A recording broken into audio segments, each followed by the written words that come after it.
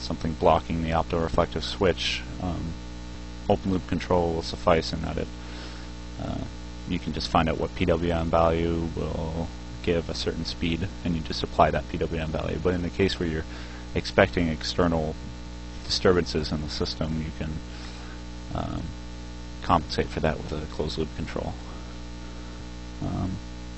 The next thing I'd like to do is keep the thing at 4,500 RPM, but change our gain values. So let's change KD a bit. Let's increase our derivative control of this. So we'll double it at 4,400 RPM, and we should see some oscillating in the system. I'm not going to try and pronounce that again. But here, we'll download it to the stamp. Again, we'll close the debug window and run our stamp plot program. So let's see if we can add some oscillations to our output. So you can see it went much higher.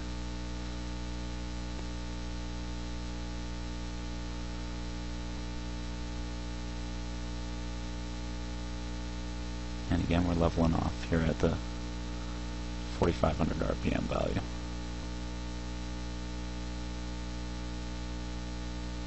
Excellent. So, as you can see there, we get some definite oscillatory. Oh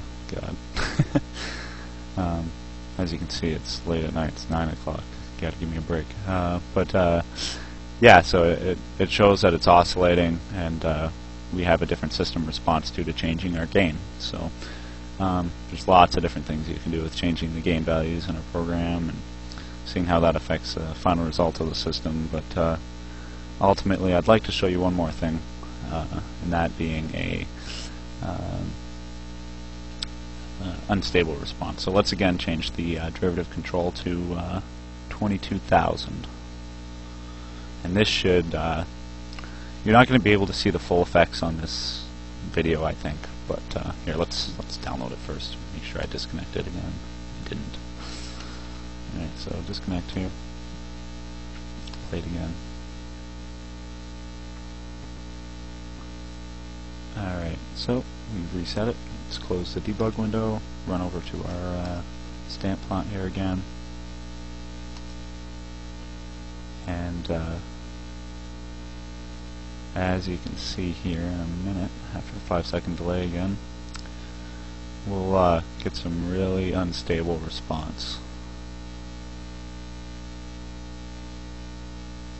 Yeah, so now remember, we have the set point still at 4,500 RPM, and it's jumping all over the place. Now, the reason it's not going over 6,400 is because that's the max speed of the motor at 10 volts.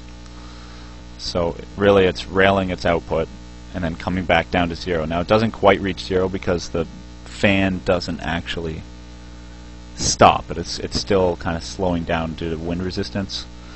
But it doesn't quite go all the way down. But you can see this is completely unstable system. It's not doing what we want it to. It's not converging to where we want it to converge, and that's due to a controller gain that would constitute an unstable system. It's past its critical point in terms of if you're looking at root locus design or anything like that. You'll have poles outside the, well, in this case, the unit circle due to discrete time. But yeah, so I guess that's a nice demonstration of our system. You can view pictures of the actual fan and the encoder setup also on our report. Our report also has a simulation which follows one of our 4,500 RPM runs very well, which was made in MATLAB.